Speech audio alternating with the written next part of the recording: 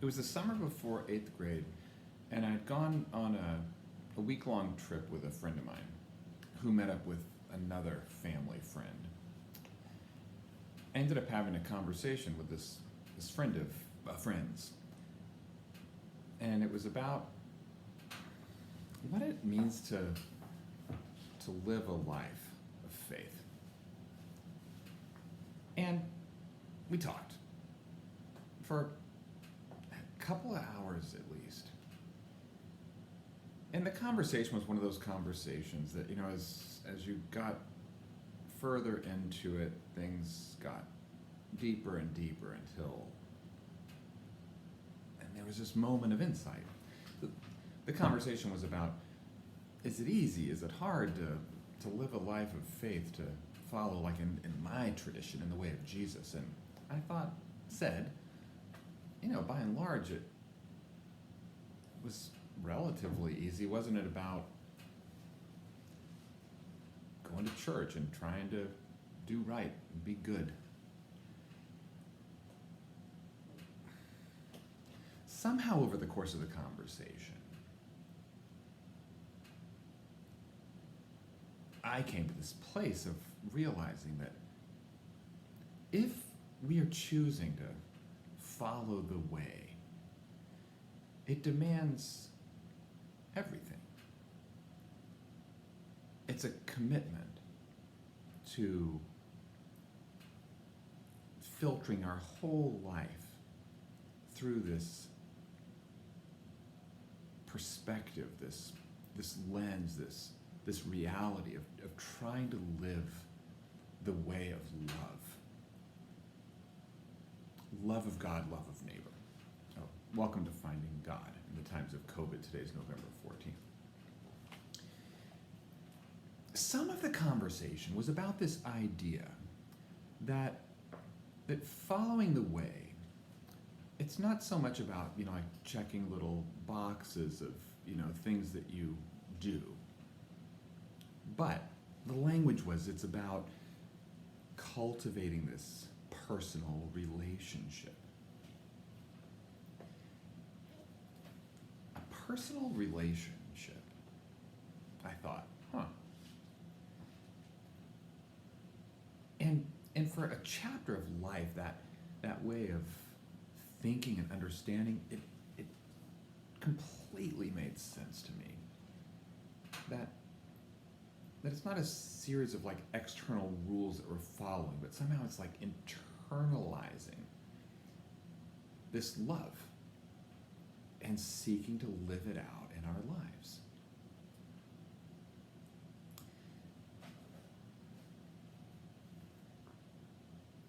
The complication for me came in taking some subsequent steps, that sometimes the weight of focusing on that personal relationship sort of made it all about me, or my salvation, or my well-being, or my comfort, which is part of the picture. And at the same time,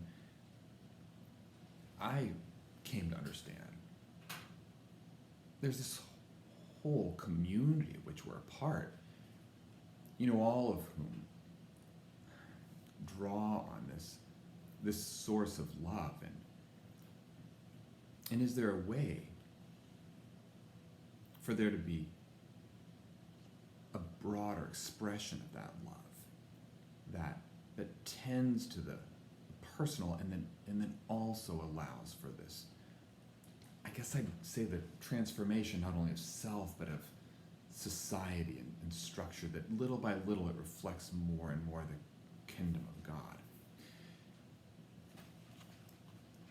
In yesterday's reflection on this book, Open Minds, Open Hearts by Thomas Keating, I referenced some conversation that Keating has about this idea of a personal relationship, which he finds and holds on to here in the practice of meditation. And what he urges us to believe in prayer is this idea that it is the exercise of our personal relationship with God at the level of communion. There are, again, so many forms of prayer, and sometimes prayer is spoken and it's a lot of words, and other times prayer is vocalized, even in the form of singing, what a friend we have in Jesus. About bearing all these things with Jesus, and many of those forms of prayer have this idea that Jesus is our friend, that we walk alongside Jesus. Jesus walks alongside us, and we can say and talk to Jesus. Just like we would a friend, we can share it all. Our worries, our joys, our warts, and our places where I got this. And in this centering prayer, it becomes personal. So that the centering prayer it's not a goal of relaxation, although people might experience relaxation in it. But as he says, it's our personal relationship at a level of communion with God, which isn't too much to ask. It's in some ways the revealing of the way things already are. We are bound personally and communally, all of us, bound up with God. And meditation is not about forcing that understanding, but it's opening, being available, so that this God who loves us intimately and personally,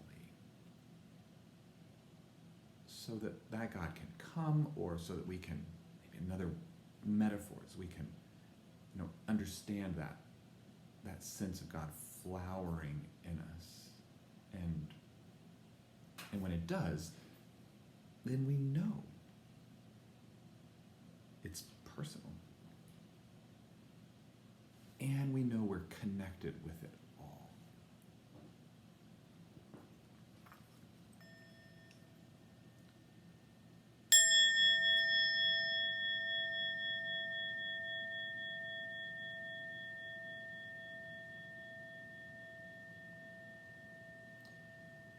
So simply today, God, could the ringing of the bell awaken us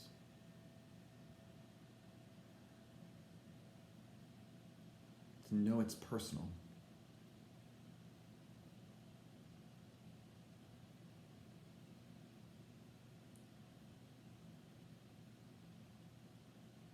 we are connected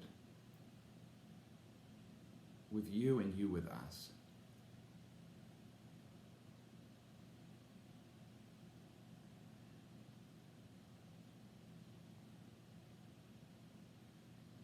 And the whole of creation around us.